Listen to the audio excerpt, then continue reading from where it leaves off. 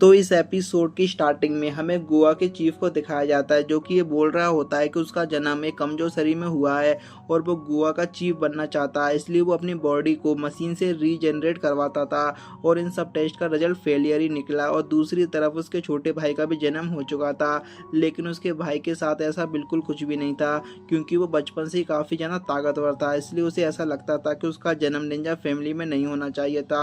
और फिर हमें पता चलता है कि उसका भाई और कोई नहीं, गोवा विलेज का पिछला चीफ होता है, जिसका नाम शीनू मारू था, लेकिन अब वो मर चुका है।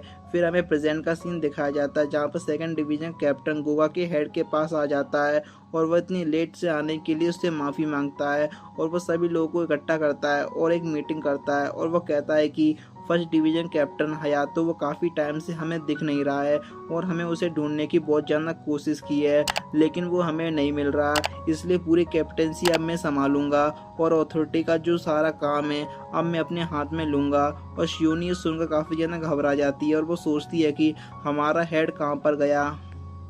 और फिर ये कैप्टन बताता है कि ईगा विलेज का हेड यानी इटोकी की मॉम उन्होंने मान लिया है कि गोवा विलेज के पिछले हेड की मौत के पीछे उनका ही मास्टरमाइंड है और निंजा रूल्स के अकॉर्डिंग अब उन्हें एग्जीक्यूट किया जाएगा। और बाद में ये बंदा शियोनी को फर्स्ट डिवीजन का कैप्टन बना देता है, जिसके बाद शियोनी अपने ग्रुप से मीटिंग करने लगती है और वो कहती है कि सेकेंड डिवीजन का कैप्टन ही इसका रिस्पॉन्सिबल है और हमारे जो हेड गायब हुए हैं उसके पीछे भी इसी का हाथ है। इसका मतलब ये है कि सेकेंड डिवीजन का कैप्टन गोवा वालों से मिला हुआ है, जो कि रूल्स के खिलाफ है। और फिर वहां पर एक बंदा पूछता है कि तो फिर उसने तुम्हें ही हेड क्यों बनाया। और वो कहती है कि उसे पता है कि मैं कोई भी काम ढंग से नहीं कर पाऊंगी, जिस वजह से वो अपने काम काफ़ी आसानी से कर लेगा। शायद इसी वजह से उसने मुझे हेड बनाया है। और फिर ये सारे मिलकर डिसाइड करते हैं कि ये विलेज के लीडर को लेकर इटोकी की मोम के सामने आ जाते हैं और वो इटोकी की मोम से कहते हैं कि हमारे पास एक ऑफ़र है, अगर तुम इसे एक्सेप्ट कर लेती हो तो हम लोग तुम्हें एग्जीक्यूट नहीं करेंगे। और इटोकी की मोम कहती है कि भले ही मेरी जान क्यों ना चली जाए, लेकिन मैं सीक्रेट कोड नहीं बताऊंगी। और इधर गोवा का हेड उसे कहता है कि अगर ईगा का वो सीक्रेट निंजा कोड हमारी टेक्नोलॉजी से मिक्स हो जाए तो हम एक कमाल का वेपन बना सकते हैं।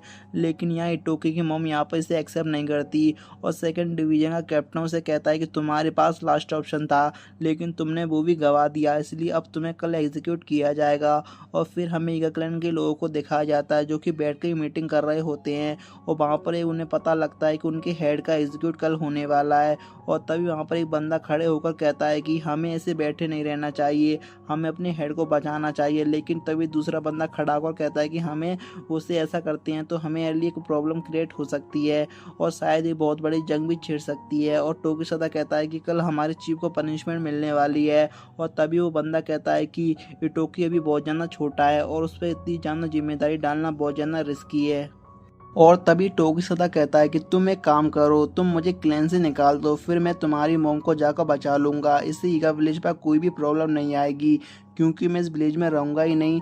और यहाँ पे टोकी सोच में पड़ जाता है, लेकिन तभी कोसे उठकर टोकी की गर्दन पर चाकू रख देती है और वो उसे कहती है कि तुम मुझे भी इस क्लैन से निकाल दो ताकि मैं जाकर तुम्हारी मोम को बचा लूँ, क्योंकि तुम्हारी मोम के सिवा मेरा भी इस दुनिया में कोई नहीं है। लेकिन सबके कहने पर वो इटोकी छोड़ देती है और इटोकी कहता है कि हम मोम को बचाना जरूर जाएंगे, लेकिन निंजा बनकर, क्योंकि हमें पता है कि हम कोई भी गलत काम नहीं किया है। और इटोकी सबको तैयार होने के लिए कहता है और वह कहता है कि संभाल कर रहना, तुम पकड़े ना जाओ। और ये सारी बातें क्रोगी सुन लेती है और यहाँ पर जो कुछ भी होने वाला है उसकी खबर वो गोवा वालों को दे देती है। और इधर गोवा का जो हेड है वो वापस आ चुका है और वो इन दोनों को लोगों को बताता है कि अब सीनियर एजुकेशन मीटिंग शुरू होने वाली है, जिसका मतलब ये है कि ये लोग ईगा वालों पर अटैक करने वाले हैं।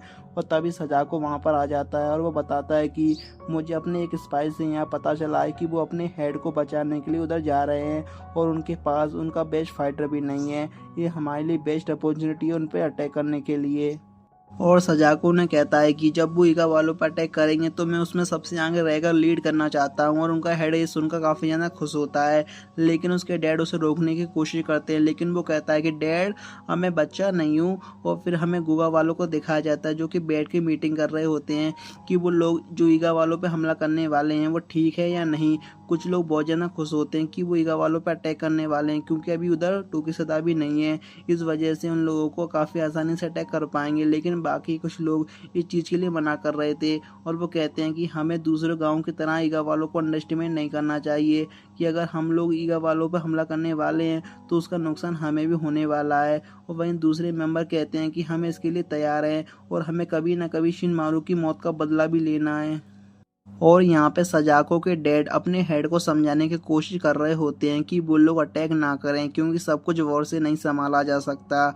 और ये बात सुनकर गोवा विलेज के हेड मान जाता है और सभी लोग यहाँ पर हैरान हो जाते हैं। जिसके बाद हम देखते हैं कि गोवा विलेज का हेड सजाको के डैड को गोली मार देता है और वो बोलता है कि शायद तुम सही कह रहे हो, तुम हर बार सही होते हो, शायद इस बार भी तुम सही बोल रहे हो, लेकिन गोवा विलेज में तुम जैसे कायरो की कोई जगह नहीं है। और अगले सीन में हम टोकी के पुराने फ्रेंड्स को दिखाया जाता है, जो कि वहाँ पर बात कर रहे होते हैं कि पता नहीं टोकी कैसा होगा, शायद उसे टोक्यो में कोई नई गर्लफ्रेंड मिल गई होगी।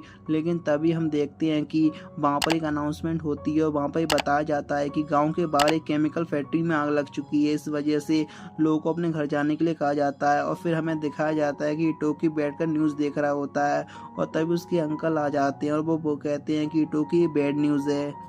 अभी जो न्यूज दिखाई जा रही है वो गोवा वालों ने ही मैनिपुलेट करके पब्लिश की है। और आगे वो कहता है कि जब कोई निंजा किसी पर अटैक करने वाला होता है तो वो ज़्यादातर रात में ही करता है और वो चाहते हैं कि वो अपने टारगेट का कान हाथ सुन कर दें। तो निंजा कभी भी टीम पर छुप कर नहीं आते और जब वो अटैक करते हैं तो वो सीधा अटैक कर देते हैं। और जैसे अभी सीन चल रहा है इसका मतलब यही है कि ये सब कुछ गोवा वालों की साजिश है और वो लोग हम पर अटैक करने के लिए पूरी तरीके से तैयार हैं। और फिर रात में हमें गोवा वाले दिखाए जाते हैं जो कि ईगा वालों की तरफ ही जा रहे होते हैं उन पर अटैक करने के लिए। और ईगा वाले पूरी तरीके से तैयार थे उनके अटैक को रोकने के लिए।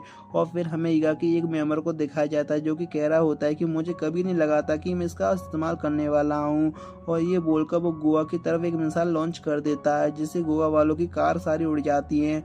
और फिर हमें दिखाया जाता है टोकिसदा और कोसे अपना भेष बदलकर एक जगह पर आए होते हैं जहाँ पर उनसे गार्ड पूछता है कि तुम लोग यहाँ पर क्या कर रहे हो। और टोकिसदा उसे कहता है कि हमारा यहाँ पर कॉन्सर्ट है।